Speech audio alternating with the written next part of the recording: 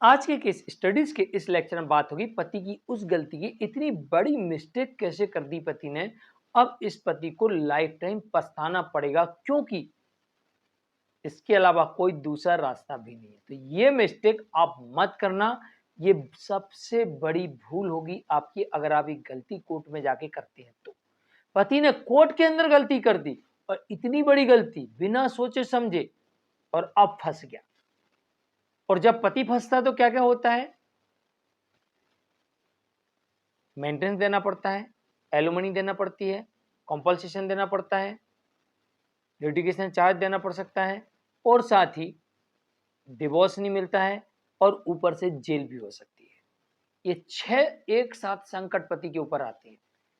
कहीं गलती आप तो नहीं कर रहे, अगर कर रहे हैं तो सुधार लीजिए। आज के स्टडीज के इस लेक्चर में आपको इस जजमेंट के माध्यम से पति की वो गलती बताएंगे जो आपको कभी नहीं करना चाहिए, वरना आप कोर्ट में बुरी तरीके से फंस सकते हैं। जय जिनेंद्र, हम मुकेश जैन। वीडियो को लाइक और शेयर कर दी। चलिए शुरुआत करते हैं। दरअसल इस मामले में पति अपनी पत्नी से डाइवोर्स चाहता था और उसने कोर्ट में डाइवोर्स का केस फाइल कर दिया, और इस आधार पर उसने केस फाइल किया कि पत्नी मेरे साथ क्रूरल्टी करती है और क्रूरता करके अपने घर चली गई है और वापस नहीं आ रही है, तो डिजर्शन प्लस क्रूरल्टी, अभियत्यजन और क्रूरता के आधार पर पति यहां पर अपनी पत्नी से डाइवोर्स चाहता था। पति ने भर भर के आरोप लगा दिए क्रूरल्टी के। मारती थी, पीटती है, खाना नहीं बनाती, मैं लेने गया, आ नहीं रही है, बार बार बुला रहे, पत्नी आ ही नहीं रही है, परेशान कर रही है, बिना किसी कारण के अलग रह रही है, तमाम आरोप लगा दिए। और पत्नी का किसी के साथ अफेयर है, तमाम प्रकार के आरोप लगा दिए। लेकिन जब बात आई साबित करने की, तो पति लगाए गए आरोपों को कोर्ट में साबित करने में विफल हुआ।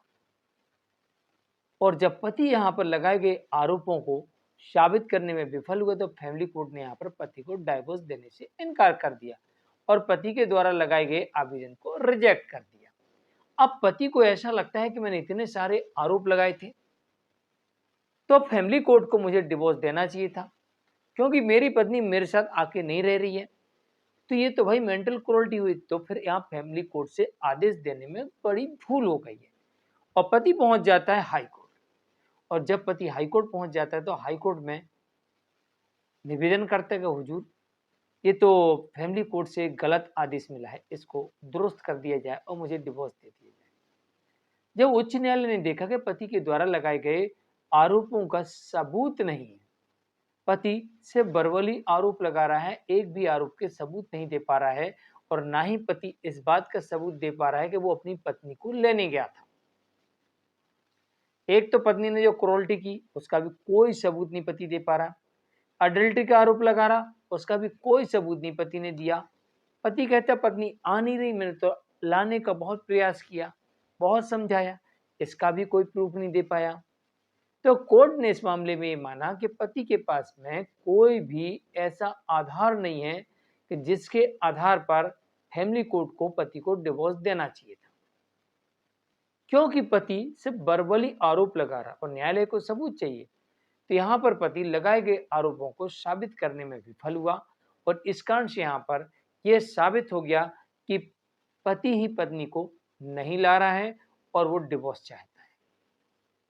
और फिर पत्नी ने अपनी तरफ से भी आरोप लगाए कि पति मुझे ले नहीं जाता है, झूठे आरोप लगाता है और मेरे साथ मेंटल क्रूरल्टी करता है। और इसी वजह से यहाँ पर पति के द्वारा लगाए गए डाइवोर्स के केस को रिजेक्ट कर दिया जाता है। हाई कोर्ट से भी यहाँ पर पति को डिवोर्स नहीं मिलता है।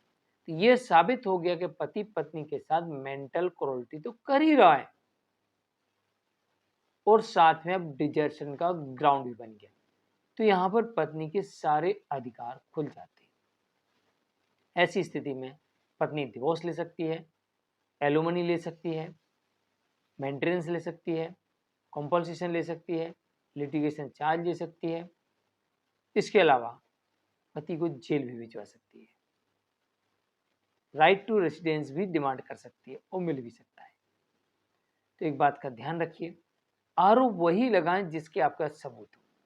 अगर आपके पास आरोपों के सबूत नहीं है तो आपको न्यायालय में आरोप नहीं लगाना चाहिए। इस जजमेंट से ये बात साबित होती है कि न्यायालय को लगाए गए आरोपों के सबूत चाहिए।